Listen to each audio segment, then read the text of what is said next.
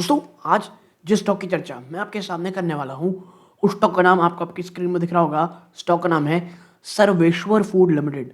अच्छा देखिए, स्टॉक ₹4.5 के आसपास का है। पिछले एक साल में आपकी स्क्रीन दिख रहा होगा कि लगभग 53% का क्रैश ये दिखा चुका है। और इस स्टॉक के ऊपर मैं वीडियो इसलिए बना रहा हूं क्योंकि पिछले मैं कहूँगा एक हफ्ते में विद इन लास्ट 1 वीक इतने ज़्यादा क्वेश्चन इस स्टॉक में आ रहे थे। और होता क्या है, पेनी स्टॉक में मैं वीडियो तब तक नहीं बनाता हूं जब तक मुझे या तो उसका सेक्टर पसंद ना आए, ठीक है। दूसरा चीज, या तो कोई रिटेल निवेशक जो हमारा सब्सक्राइबर है, जो हमारे वीडियो देख रहे हैं, वो कुछ भयावह क्वांटिटी ना कहने लग जाए। तो इस स्टॉक में ना एक तो बहुत सारा सवाल आ ही रहा था सर्वेश्वर फूड्स के ऊपर, बट कुछ क्वांटिटीज बहुत भयावह थी। और आप अगर ये देखोगे ना, ये जो पैटर्न बन रहा है टेक्निकल, ये मतलब एक्सट्रीमली डेंजरस पैटर्न है। और 53% के ऑलमोस्ट 53% के गिरावट के बाद, और बात सिर्फ 53 की नहीं है, अगर आप इसको ऊपरी स्तरों से देखोगे, जो इसने हाई बनाया 52 वीक हाई, वहां से स्टॉक को देखोगे तो ऑलमोस्ट 60%, कितना 60% ये स्टॉक क्रैश हो चुका है। और ऐसे में ना, क्या ये बहुत अच्छा मौका है भाई साहब बॉटम फिशिंग का? ठीक है।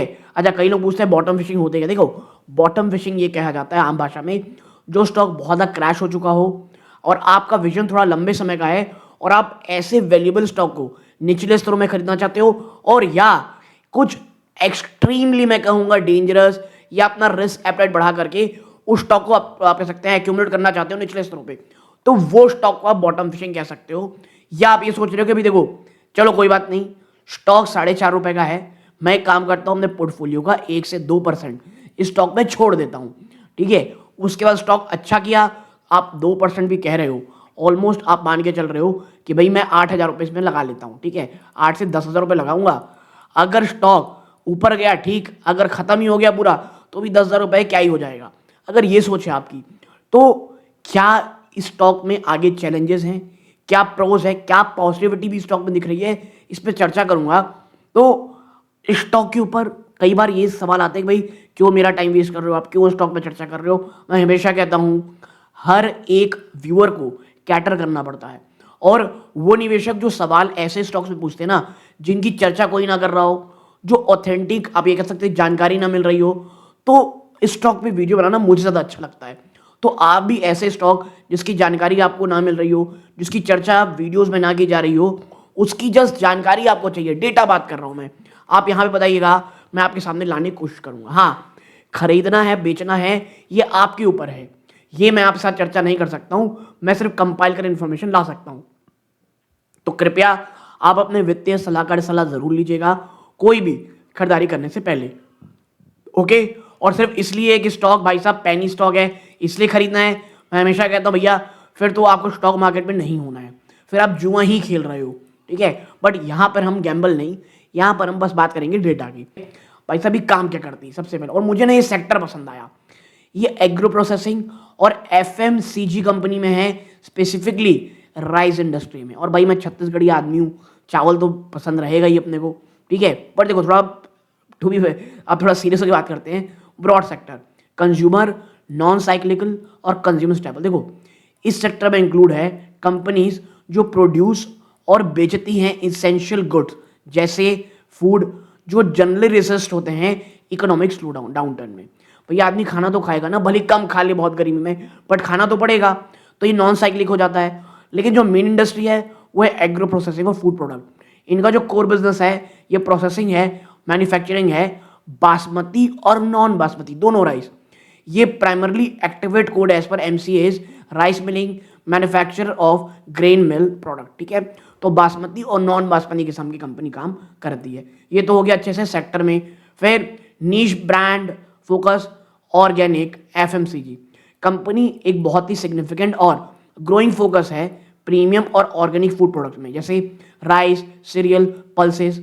निम्बर्ग ब्रांड इनके पास है जिसमें काम करती है, और ये high growth segment of FMCG में है। इसे आप बेस्ट डिस्क्राइब करोगे तो एक एग्रो एफएमसीजी कंपनी है जो स्पेशलाइज है बासमती ऑर्गेनिक राइस प्रोडक्ट में, ठीक है।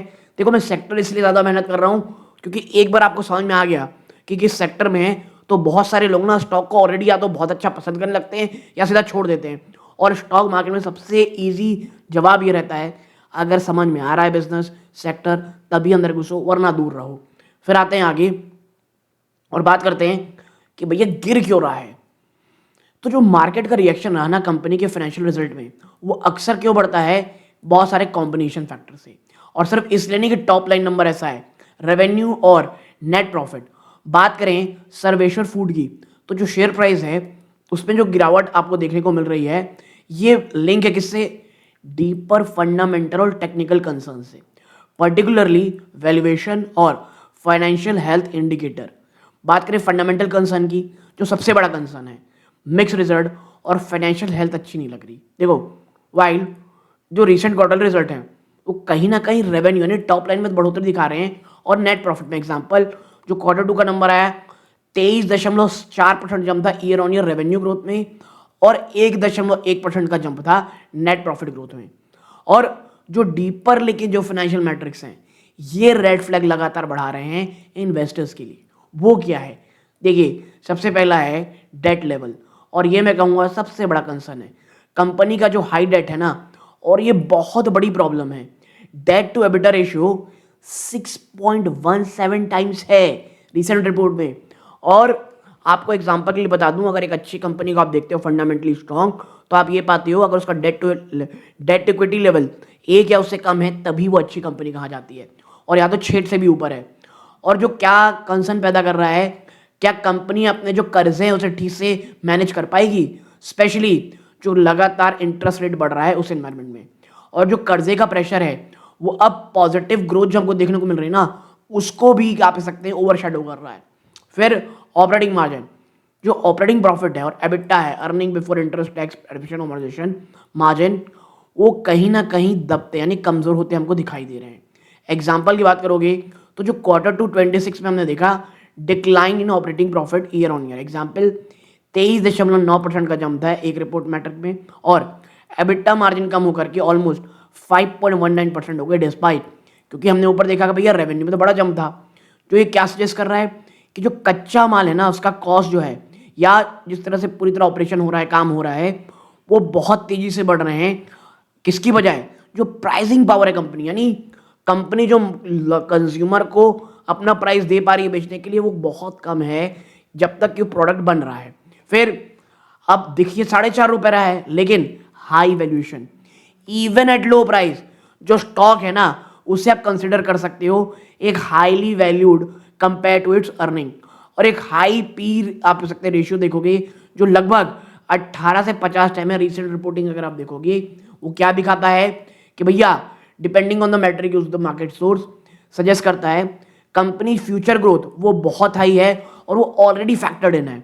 व्हेन कंपनी एक मॉडरेट पॉजिटिव रिजल्ट देता है ना तो ऑलरेडी स्टॉक उसमें रख सकते हैं प्राइस चीजें हैं। फिर रिटर्न रेशियो बहुत बकवास है।